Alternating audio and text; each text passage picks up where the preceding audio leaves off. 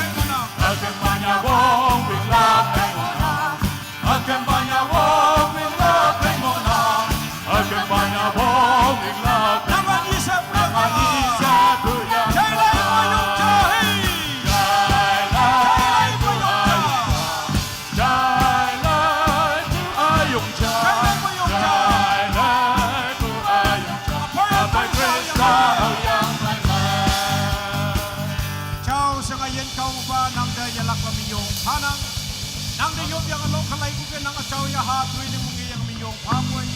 Yelak pa to mo tayo na sunyo. Nang waldang so pala nang asaw ya hawong kayo sa minyong paji sumnuyo poy dalam sepa na mga nyo. Amen.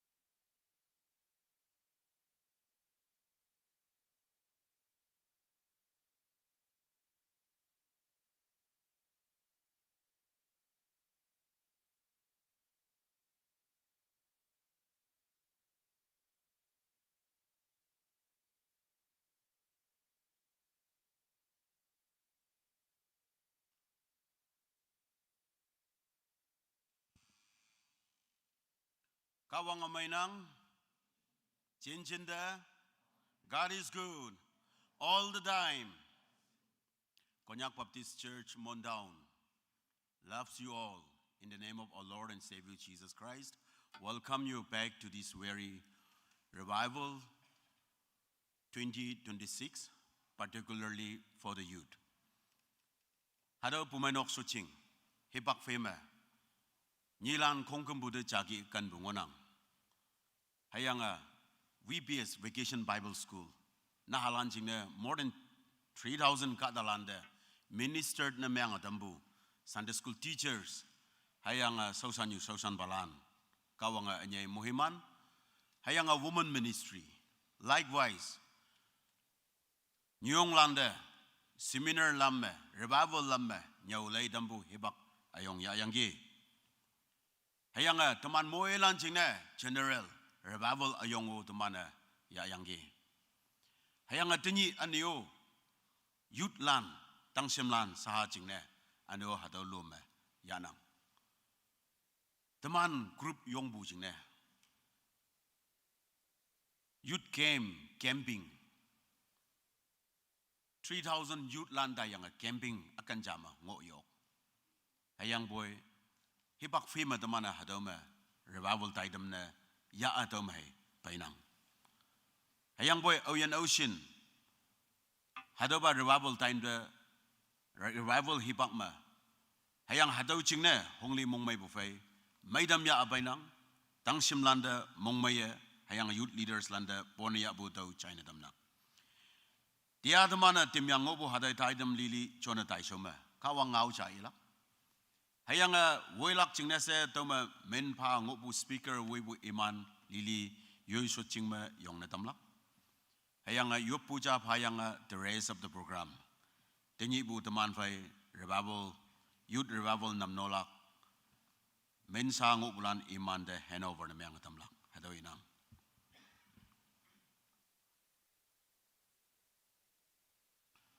Kawang ngau cha do hado gi inang. Wangai wande iman tailam haulak jingne wang fom song nyu me iman siso me yong wan ba kim hayanga wangnyak wande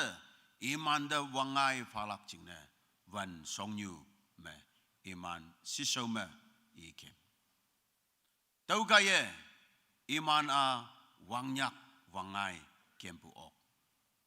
wangai wande wang fom song nyu hayanga wangnyak wande wan song nyu. Kadalan si soma hipak fema ngoyanggi. Hado same God. Auhi Israel pay wangnyak wande wangai wande woy. Hado kawang cha tanyi. Youth Ministry Revival 2026. 31st July to 2nd August 2026. Hado woy galaksa ating lakpu ayong ngonang. Wang sempa bu bai, hadome pumenoka mongheme nomanda nhưng cái tâm bu kia thì mà đang chôn nằm nô đại lạc nó mà lili đó đó cái nang awang nè teman phải pa J and Hongben Youth Associate Pastor teman speaker ngonang ching mai lam linga nang yong kai nang so ching do ning ong bu oklak aniu teman phải camp director pa J ke Wangrong Youth Advisor KBCM nang o yong kai please stand hayang teman phải counselors KBCM team ngonang leader pa J YB David hospital chaplain tau kema counseling teman counselor team do yong lak chine sidong nang hayang KBCM youth secretary where are you yong bu oklak ani worship team KBCM youth worship team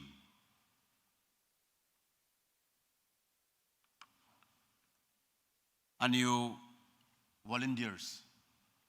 particular min hanyang yenang hayang boy volunteers lan ngo kuma hadogi yong bu oklak ma bu part pa yang ngonang hayang boy hado khong kem bu e yang be atang ye khau ngo bu hado akyang nyuma hado inang tau kema pumai noka mong hem bu pai nying dambu hayang ado machim ngo bu yutlan no manda look up na myang nang kawang yalak pa ngolak tau yu bu pakyak ning wang hengoi bu chao ba ata ba yongwan ba kawang revival ya apa yang ge hayang ma bu mohiman tau yang ge teningo revival ya lang ngonang tang sim lan jing ne hayang hado revival me mohiman ayong taulak jing ne ayan ling ba kawang nang song de bai bu hangge Israel chat helilan wangnyak hayang wangai ma bui napning chimbu taidam ma nining chimbu taidam ma nyak ma chimbu taidam ma hado revival taidam lep ibu ma kawang nang sausan balan sausan yulan chonyang tang simlan kawang nang weipa yu yen saksin okpu revival hipak amai jana myang dampa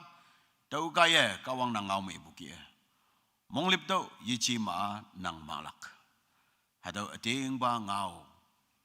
to wang sem hobu ma hayang e si bu pai to ba revival akung wang tai lak jing ne pumai noka hado taidam titiket na myang dam hayang yak chong bolan speaker wei bu iman ese yakte iman wei da lak ching ne fana fa wang dang ka wang nang mo wong yu dam yu pui talana so ba nang mo ngai eu amen KBCM youth ministry all the best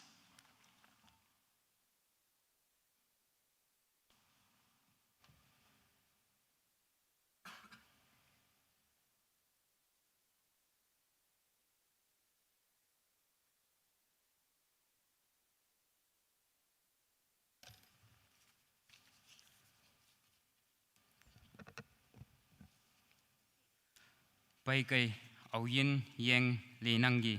yenga hatoma pai kai numan au yin ngin yinang halak sakya hayanga hato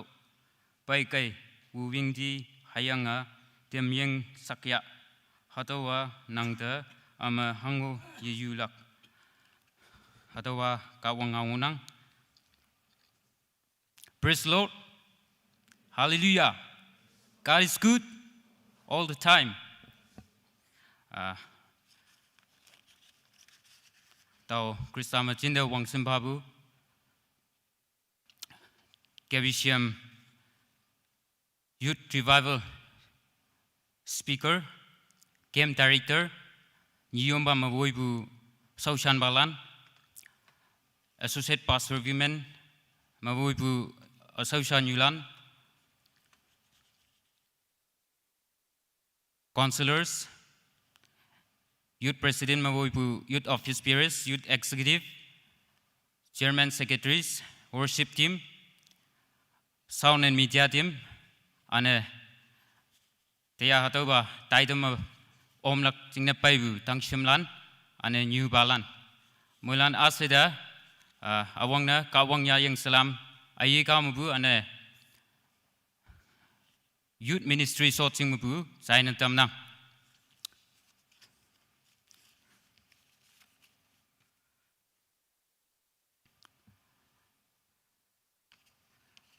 tau tining bu aking yu hayang tia chonlak taidam I hau gani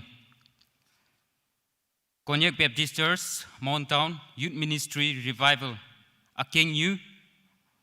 monglep tau yichima nang malak repent or you will perish Luke chapter 13 verse 5 speaker na Paje N Hongben Konyak Associate Pastor Youth KBCM Camp Director na Paje K Wangrung Youth Advisor KBCM and counselors na KBCM recorder or recording na KBCM Youth Secretaries and worship team na KBCM Youth worship team alan ngulak sa awang na chai dam nang tau tia chonlak taidam I haugining taidam cha 31st July Friday anpong chambu hibak that is 4 p.m. Amakambu hibak worship team landa yong min yong parang amakambu huitambu chingna ane yelakpa counselors ane volunteers landio min yong bu ngau chai tamnang program chama soching wilak chainau nok qp konyak media secretary KBCM y achaulai cha iyang yoplak pahajai bangsing KBCM youth advisors limma hemlock lak music committee ane plima kawang ngau ya apelak speaker agungunang taukai moilana hadopa taidam mai solak singna yop metan geo se ngau chain tamnang sa program mang dai ha taidam ni mango bukia achalai cha iyang yoplak singna pajai pangsing KBCM youth advisor ida hipak padam nang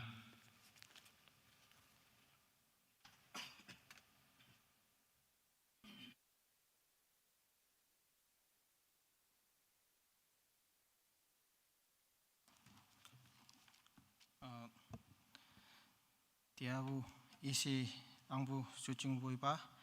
jena nok new camp director wuyang jembu aroba youth camp tuman pai nyomba wuyang ngobu pumenok lan ane youth director wuyang bu office bearers lan youth associate pastor youth wuyang ngobu hayang tuman hado moncilama tangsumnan hangsin ngoya bai mulanda kristayang sipsi salam china tamnang anyane se haki utai tam amai chama mun utai tawa handam bucing ne se tawo yikha mayong manyong phabu taw sing na tamnang tia teman pai elak lai taw haki inang teman pai tiawu topik pai shubu look apong panmalum ling cha bu nga tngoi tau hipak me kata atem tau me ngo yangki awe iman kawang te tobu power ngo wan te pilat tui tau pa cheng jisu ti jisu iman te chani taulan galililan haka tui bua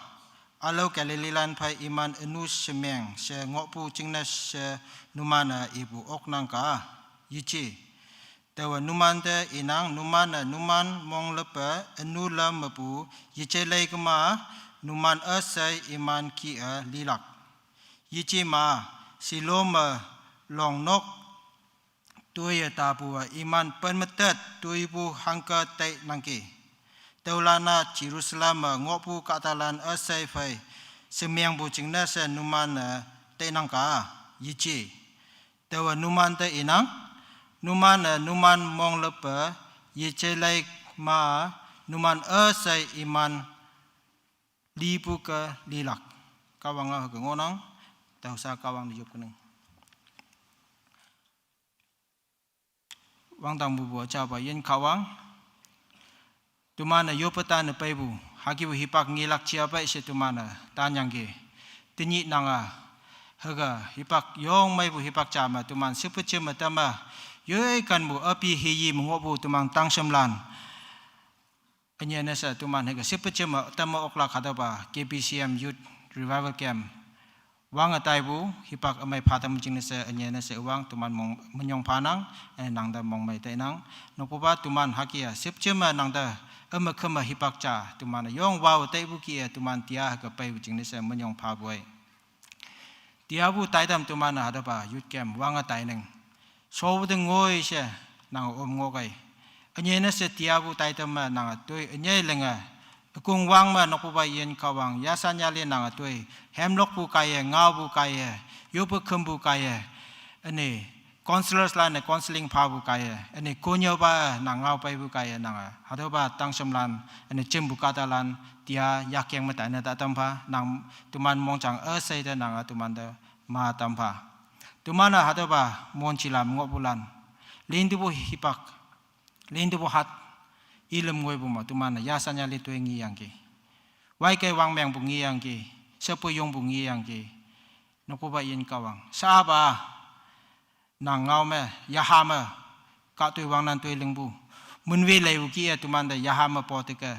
ki bu hipak cha na meng atampa nang wai shon bu ki nang yaha chao shon bu hipak cha na meng atampa tuman hadama hangshin ngonang ge uchui pa se kawa nga da yaw ali ba hangi ngaw ya ba e de salak pa na ngaw tamsi lungmai pa o lungmai site ya nahalan jingna tangsemlan jingna se ji hyang ba lungmai pa la no na ngaw yong shuwa yong wan man na chai okla khada ba tai tam yong ja na menga tampa tuman hangshin na tini bu tai tam te ngoyang ge taw asaya nokoba nang te bu nang lingbu program jingna se tuman ha ke kyam ok nang taw jingna yilak pu monyong phanang tia tuman pai tang semlan ani siong bu yu tu som ngo atama yin chong kama atama yu kan mo haka tuman members lan ka mangonang nang yilak pa iman ayan tu sawo pa tamsi ani hangsin ngo yang ke niu hada ba taitam kaya hada ba yut kem kaya nang pai o pai lak jing se nang singap chong lak jing se yu level ma yu ya tu som ma yu pai shua nang ngau mai cha chong lak jing se hada ba yut kem ma apun menga tam phau se ta yuwang yungoi bu kada cha jisu krista man ma yup nang hada asai upa namong ayo amen thank you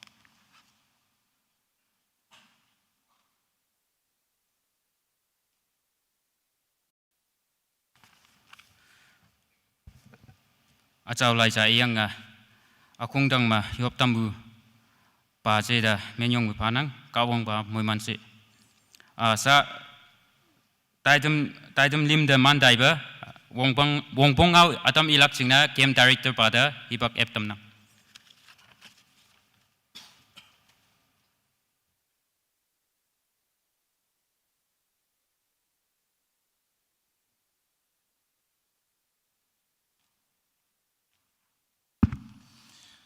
Melanda anme Yeshi taibu tiabu awang pataidam chongpa hadam taw chinde e siangbu teningbu 2026 KBCM Youth Revival Camp speaker taw chinde e sia yi non angbu toman pai KBCM Nyompa associate pastor women sausan balan hayanga associate pastors lan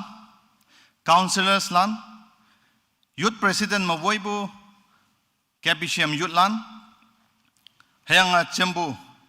KBCM Kristan Amailan Moilanda Tawa Wang Simpanang Tia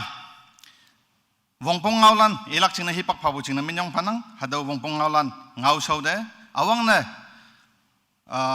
Taw Hayang Tinok Noksa Mabu Hayang Youth Department Mabu Hadaw Machem Matabu Kristan Amailan Moilanda Akam yenang bu Kristaya yang selam ngaulan numan Milanda China tamnang. Hayang yelakpa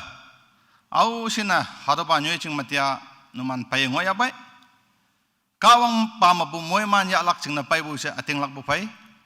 Yung mong may saya anyo po ni yabu numan the warm welcome. Hado as a director, as a youth department numan Milanda welcome na miyang bungaw China tamnang. Tawpay chamsa tuman Milana Tumana yop atanbu hadaw hipak amay kawang pha tambu chingne kawang pada minyong pha hipak atanja tuman chude mong sangbu ngoyangge hayang boy kawang sipsi kaya Jisu Krista I kaya hadawlan khongkombu kai na tamyanga tumana yop atanbu hipak amay chamatia tuman hatuke sip chimnang moilana hadaw tay tàu yang ka ong ba de hadau hipak hayang ayan mai china minyong pha kada tam libu mangsiang heyang sapyong ngonang kada tam hospital mongonang kada atama tuman phai ka tong nyum yenang hayang boi tia au sin hadum omya bai moilana saumai palan satai ha o se ka ong da minyong pha bu bai shot kayo se numan da hadau China tam nang tawa youth department da hayang apu mainok ta mongmai bu minyong pha bu ngau inang teneng bo 2026 KBCM youth revival camp taitam ma camp director linglak chingna se tau tai tau bu chingna yong mongmai bu minyong pha bu hado opportunity hado privilege numana pha bu chingna KBCM da hayang youth department da minyong pha bu ngau China tam boy kada cham cham namyang da buda hipak lawling hado ba nyue ching ma yong ba hipak lawling ngo yang ke yang boy kawang sipsi atia hado ba nyue ching ba tau yong okpu sipsi ba kawang moiman ba kawang ayan mai pha ba kawang da tau yong mong mai bu minyong pha bu numan si soma hado inang tawa hado ba kem as a camp director tawa way dialog seyong bu chinga KBCM youth department mu namno yang counselors lana mu namno yang hado ke kem pai bu yong mongmenang hayang boy achingna hangsin bu hangki toi show responsibilities ngonang as a director taw hado ling ok lak chingna noman moilana achingna yopu macham phau se hado chimata bu Christian kata amailan da hado yopato China tamnangge sa tuman pai tuman tiabu chairperson chongpa kaya e hawang ke hayang boy chama tawa tening bu revival youth revival camp taitam chama e ganing front page only Konyak Baptist Church Montown youth ministry revival akyang new monglipto yechi ma nang malak repent or you will perish Luke chapter 13 verse 5 speaker Paje N Hongben Konyak associate pastor KBCM youth camp director Paje K Wangrong youth advisor KBCM hadawani limongda 31st July tiam wangyanga 2nd August 2026 ni limong mayalang ngonang venue hadama tuman chimata ngonang hadaw taitam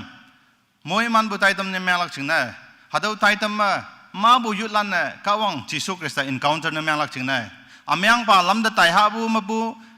kawang sing ya bu revival moi man revival taitam ne melak chingna hadaw machimbu anyu palan no man yo yopu machampa anyo chimata bu KBCM yutlan no man mong changmyo hadaw tai kayo se as a camp director no man de yoputo bu nan phang bangau hadaw China tamnangge ngani tiam tang chon tai nang hayang boy siong bu ba ngani yelak pa kem lak himni dongoi tuman kem lak khai singna tam lak ngaulan atam taw hatu ki list out nam yang nang chape ma cha se no man singlak chingna hadaw e tamunangge taw sauda hadaw sa tuman lok alai wan de yaibu hadaw yong mai bu bengal cha yak masolak hadaw cha ye ngonangge taw khaima yop nok yan wan de yesika ma taw shon ngo wan de payang nokpu payang hadaw ya ya o se hadaw China tamnang lost and found sa tumana hadaw KBCM 2026 youth revival camp taitam tuman lingachona Taiwan da tuman tai taw ngolak hadaw guidelines atam taw chape ma cha se hadaw ki singna tamunangge number chama yutlan hadaw pa nyue ching da sin ngonang moilana kaong mabu ngau chaya alak ching se pai bu se ating lang nang monghum nang hadaw ki mu ngo kayo se no man da China tam nang taw phai cham se ngai na matang tia ya pai bulan da minyong phanang hilak pa ye ya pai ngo balan de ngai na matang Bible notepad hayang pen ya yang pai kai hangsen bu speakers lan anyo tuman men speaker pai hanghing aw lakai hadawlan nyan chang nyan yang chai lak ching na adoki Bible notepad yang pen na hako ko ya pai kayo se yut lan de hadaw cha singna tamnang youth members lan de ni sepu pama tuman hadoki pai wan de yang punctuality tuman maintain na myang ha pai bu yesikama tai bu hadaw yong tuman maintain na myang ha sincerity hadaw tuman angha hangching na pai bu timing tai bu timing maya boy hadaw ki apama นกโซมังเอาเยสกามงเอาเยใจไปยังเอาหลักจึงนะโนมันเดยุบตัวตรงบุก้าวมาบุมวยมันเท่าหลักจึงนะนาสามองศาประชดกันเส attentive sincerity ฮัตโตกี้ punctuality เพ่งเอากันอยู่เสใจในตำนังเท่าตัว power cleanliness maintain น้ำยังหลักจึงนะฮัตโตใจในตำนังฮัตโตว่าเจยองลานปัสสิงนังยังบ่จึงหาบุญนาฮาลันโนมันจึงในอีนังฮัตโตมีไทยจ่าๆยาไปยังฮัตโตหายังฮัตโตอาชุบจ่าๆยมนกสามเยตเอาหลักเยสกามาโปตอลจ่าๆยังโปตอลจ่าๆยาไปวันเดฮัตโตโปตอลละโยยาอีหลักจึงนะฮัตโต cleanliness maintain น้ำยังหลักจึงนะฮัตโตเอาลันใจในตำนังเกลิมสปุปามาตุมันไป counseling and prayer ฮัตโตฮิปักโนมันเดเอฟลังโนังฮัตโตว่า every after serviceเที่ยวงอชูกันมันโนมันลักปุอกลัก every after service เที่ยวงายาฮิบยาลิม chance งอนังฮัตโตวันเดนังชุดได้มองสังบุงอกลักนังกาดเชียร์น้ำยังกาวังได้ยบประจำหูบุยาหูบุจำยบปูยาหูบุฮัตโตสังสิงอนอกเท่าเข้ามาฮัตโต after evening worship service ลักยังcounselor director ไปหายาบ่อย counselor สันไปหายาบ่อยยสิกมา game speaker ไปหายาบ่อยอันนี้ game director ไปหายาบ่อยฮัตโตเกี่ยงหายังนางชุดได้มองสังบุเชียยังจำเสียยบปูอกลัก counseling ยาบุอกลักเจ้าเส counseling and prayer ฮิปกะนมันจึงในเอฟนางบุเสชุดได้มองสังบาลัน family problems งบาลันงอนะออกยสิกมาโยยาหูบุโยเลี้ยงบุกวังได้ยูหูบุงกับมันโนมันฮัตโตเอเวลนั่นยังยาโอเสฮัตโต chance งวันเด counseling and prayer ฮัตโตว่า every after evening service มังกลักเจ้าเสฮัตโตใจในตำนัง number ปลีมาไงนี่ Saturday 11 to 11:30 a.m. healing service งลักฮัตโตไต่เต้าลักจึงนะฮัตโตใจในตำนังตักสังปาลันงอนออกฮัตโตกี้ยบปูยาหูบุลันงอนออกเท่าใครมาเท่าล้านฮัตโต healing service มาฮัตโต opportunity ฮัตโต privilege ก้าวงไปเงาไม่ตั้มบุยาลักฮัตโต chance ยาโอเสไงนี่11 to 11:30 a.m. มงมา healing service งลักจ้าฮัตโตใจในตำนังเดียไปบุลันยสกมานกมาเต้าบุลันงกมายาไปยังอนุมันจึงในยุบประจำลักก้าวงชีชมาฮัตโตใจในตำนังงาสปุปามาเต้ายง importantฮัตโตงเอาจากอีหุบัว Chairman Secretary ลันเด request นั่นยังนั่งตัวออกผู้สินะฮิบักจามาตัว KBCM youth มา as leader จานังยังกี้ as a president as a part-time youth director นังวันเดลิงบุตัว emphasis นั่นยังบุฮัตโต Chairman and Secretary ลันเดยง emphasis นั่นยังหูนัง colony wise มาโนมันin charge จ้าโนมันเวลีงอนังบุษบุญยี่ชีแห่งไปฮัตโตกี้ยังงอลักจึงนะยลักเป็น reminder พานังย้อยคอมมิตี้มาบุย้อยคอลนีมาบุยุลานะโนมันเวไปเกี่ยวเสแต่ยังไงนี่WhatsApp มาพาบัวอาจจะหาเวลีป้าเสไหลนังบุแต่ว่าฮัตโตกี้ไหลนังโนมันฮัตโตกี้ไหลงอนอกตัวเข้ามาWhatsApp มาพาบัวดมองยี่หิมไปยุลานเดอกก็มานังคอลับนั่นยังไปเกี่ยวจะไปบุลันเดองเยกเกี่ยวเสยังอกผู้สินะย้อยคอลนีมาบุสไปลักเสตัวย้อยคอลนีมาบุสไปลักเสยังโนมันนันเพียงเกี่ยวเสย้อยคอลนีมาบุยุลันฮัตโตกี้วัยไปเกี่ยวเสฮัตโต chance มิสเนี่ยยังลักจึงนังเอาเกี่ยวเสฮัตโตฮังกี้ Chairman Secretary ลันเดกีตำนัง work สบุบามาไงนี่ตัวมันนี่เราหิบังอลังวันนังไงนี่คนตานี่ตัวงอย9 to 2ฮัตโตกี้งอลักตัววันเด KBCM ตัวมันเดคลับยังเชื่อมยงไม่บุฮัตโตกี้ติมงอนังหยังบ่อยยังย่อยๆจึงยังปวดดุลยาไปเกี่ยสฮัตโตใจในตำนังตัว inquire น้ำยังวันเดตัวมันยัง mission fielderจึงหายังไม่บุกี้ใจนังกี้มันลิงงบุกี้ตัวเข้ามายังปวดดุลยาไปเกี่ยวเสย่อยยิงลักย่อยยังปวดดุลยาไปยาโอเสฮัตโตใจในตำนังยังบ่อยยังบุกี้ปวดดุลยาไปบ่ยมนกสามตัวยมนกสมวินในตัวยชิบย่อยปวดดุลกันดิ้งเสียก็ยาตายเกี่ยวฮัตโตใจในตำนังอันนี้นิดสปุปามยง important มัวงโอเอบุฮงวังโอเอใช่บุ as a game director ล้านเนี่ยสิกมาฮัตโตกี้ counselor ล้านเนี่ยฮัตโตจ่ายง important เงาจ่าแต่ยังไงเนี่ย media จูวันจ่านั่นยังตัวบุเดย่อยมา every individual มา phone งอนังให้ยังบ่อยฮัตโต phone misuse เนี่ยยังลักฮัตโตฮังเกสิกมา worship ยาวันเดเอาเฮียโย หาดูยบคุมบุล็อกอะไรวันเดเอาฮีโยวิดีโอรีคอร์ดิ้งยี่ยาลักจึงในสุตันเงาลันนุมันเดใจนัตำนังกีหาดูว่ามิกไลอุยไม่หาดูยบนกติโกริยมาจึงให้ยังไม่บุจังนังหาดูยบปตบุนุมันเดหาดูอินังกาตาลันเซพันธุ์พาล็อกอะไรวันเดนังหาดูกี้เกมบัวจึงหามิกไลอุยไม่เจ้าเสหาดูอินังนี่สิบุปามา privacy violation งนังกาตาจ้า privacy violate นั่นตัวมันนั่นไม่ยังนังตัวเข้มหาดูวิดีโอตายก็อยู่เสหาดูอินังอันนี้ตัวไต้บัวก้าวงหาดูมองยังไม่ลักษณะนังตัวเข้มหาดู condition ลิมตังมาหาดู worship ยาวันเดวิดีโอยายังตายก็อยู่เสหาดูกี่ล็อกอะไรยังพันธุ์พายหาดูกี่ล็อกอะไรบุลันวิดีโอยายังไวรัลนั่นยังไม่ลักษณะหาดูใจนั่นตำนังนะตัดสบุปามาไงนะปะทุมันไปไต่ตมา9 a.m. to 2 p.m. งลักตัวเข้ม be on time อันนู้ on time ยี่ลักอันนู้ avail all the opportunities avail all the นังเดหังฮี chance งอยไปหาดู avail นั่นไม่ยังparticipate นั่นไม่ยัง full participation พากอยู่เสที่อาญาปุยบุลานุโวยไปกี่อยู่เสนุมันตัวใจนะตำนังอันนู้ last จ้าregistration ที่อาญายังกี่ให้ยังบ่ชวนไปบุลังงอนอกนุมัน registration มันยาปังอกกมาไงนะปูbefore 8:30 มานุมันไปยัง registration ยาโอสาธุใจนะตำนัง because 9 มาตุมัน worship ให้จ้า program มาวางแต่ละงนังตัวแค่มา by 8:30 ไปยัง registration หาตัวกี่ยาอันนู้เอาที่ in charge งอยไปอิมันโดสามุตรงตันนังนุมันโยอิมันไปบุตันเนี่ย registration ยาหลักจึงนัดเต็มกันโยเสหาตัวใจนะตำนังวงปงเอาละนะหาตัวลันก็ยังกี่มวยลันเนี่ยย่องไม่ใจงอกหลักเสมองมาเตนังจานอยจะปีบงอกหลักเสมองมาเตนังแต่ว่าสร้างเอาลักไอ้เบอร์ไบเบิลอาการนี้มาบุอีหลักที่ฮิปักไตบุตรจึงไม่ลำเลียงตาใครเกี่ยวเสน้ำมันได้ยุบตัวตรงนั้น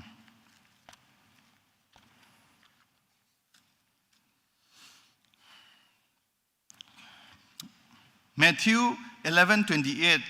มาเมื่อลันสิงงอปุยลักประตูหัดกี้เอนังก้าวงตมันไปลักเช่นนั้น Matthew 11:28 โนมันโตปาลันให้ยังหังกีปาลันอาศัยอัตังเตไปไกให้ยังตัวโนมันตัวลอยไม่ตำพันิงหัดย่องไม่บุงเอางนังหัดก้าวงตัวมันเดียกบุงนังหัดตัวมันจ้าจังงาเสยใจลักเสมองมันเตนัง Matthew 11:28 อันนี้สุภาพมา Mark 10:14 Mark 10:14 ตัว English มีอีกหนึ่งatau menyanyi bu Let the children come to me do not hinder them for to such belongs the kingdom of God na halan atang da pai na tam daw iman da ta pang iman da ta tien hang ching ne hadau ki bu katalan ching ne wang tang ang ching nang se bu hadau Mark 10:14 mo nang to khema hang hiyo tuman da pok na yitam lak heyang boy kawang nang hadau ta yang hadau ba nyoy ching da pai ke yo se kawang anyek pu khai hadau Matthew 11:28 Mark 10:14 manyek pu khai hadau mong hum phai without hesitation and doubt tuman kawang si shu da pai ha o se hadau china tam nang akem na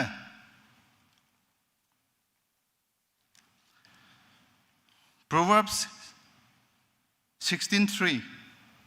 nang atembu tai tamlan yongwan pada tau tau hayang ataulan ling taiwan de okpung ilak tuman atimbu tai tam mang nang hadau khong kambu kaong da phanapha hadau achau lai me ibuki hadau khong kambu ida ling ida phanapha ka ma tuman ling taiwan de okpung ilak achau se tuman de assurance hadau phabu tat ngau 16:3 mang nang tau khai ma hadau ngaulan hadau Bible verses lan kayo tuman moilanda moiman myang tampa let us all continue to pray for the success of this youth revival camp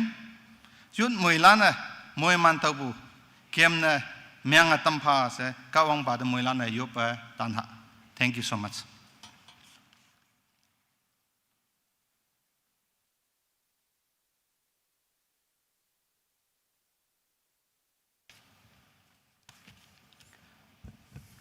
Minyong bupanang wong pung hipak epan de wong pung ngau itam buba game director pada menyung buba nang sa to mana hem cha lokha taidam nyan bukia hem lok lak chingna music comedy tang simlanda hipak eptam nang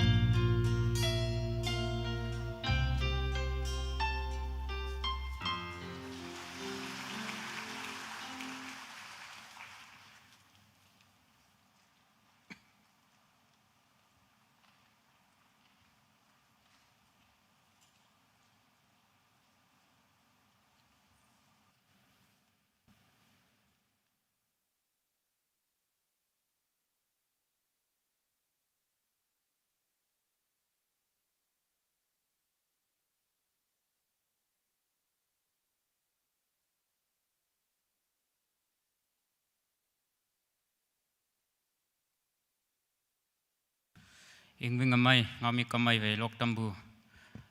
music comedy tang simlanda yong minyong panang kawang yelak pa muiman sa akimba taidam dengoinang tau soma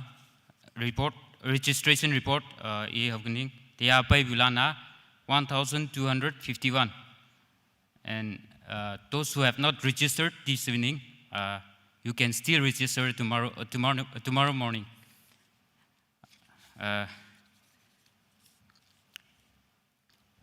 Konyak sa mangau kama atama yising lak saya tau tainang tau chingna English ma tau ngau cha ni I honing. I would like to encourage to all the youth present here, like don't just come here to make memories, to click photos and to post it on the status that I have attended revival. Come here with a true heart. Humble your heart. Surrender everything to God. And as you move up from here,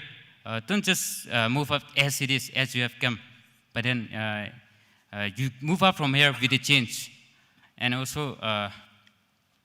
I'm sure every one of us, we are struggling, unable to share with parents, unable to share with friends. So you are here. So, like if there is any pride, let it be broken, And then, if there is unforgiveness, then choose to forgive. And if there is any sin, if there is any secret sin, then you can confess it this evening. And then, and if there is any burden in your life, lay it at the feet of Jesus. So revival is not just about the emotional movements, but then it is about transforming yourself, your life. So, and God is not seeking only for perfect you or perfect people, but then, He is seeking the hearts that are willing to repent, and surrender. Speaker pada hipakman tau nganap chonlak ane ngaya chonlak taidam chame I hogani taidam ni 1st August Saturday napning chambu hipak 9 a.m. to 10 a.m. amakambu hipak worship team 10 a.m. to 11 a.m. konyaulak hipak speaker 11 a.m. to 11:30 a.m. healing service and 11:30 to 12:30 p.m. club pinglak hipak and 12:30 to 2 p.m. mongma group activities ngulak in churches lana jena na youth executive and nyana only youth executive ane ngaya anmachon lak taidam lim 1st August Saturday anpong chambu hipak 4 p.m. amakambu hipak worship team so chingwelak chenau chingkai program secretary KBCMY ane program ni ma achawla iyang yoplak Numa Yaili Sausanyu. Taidam Lima Hemloklak Evangelistic Committee. And Taidam Lima Katwangawya Apelak speaker. Kungonang.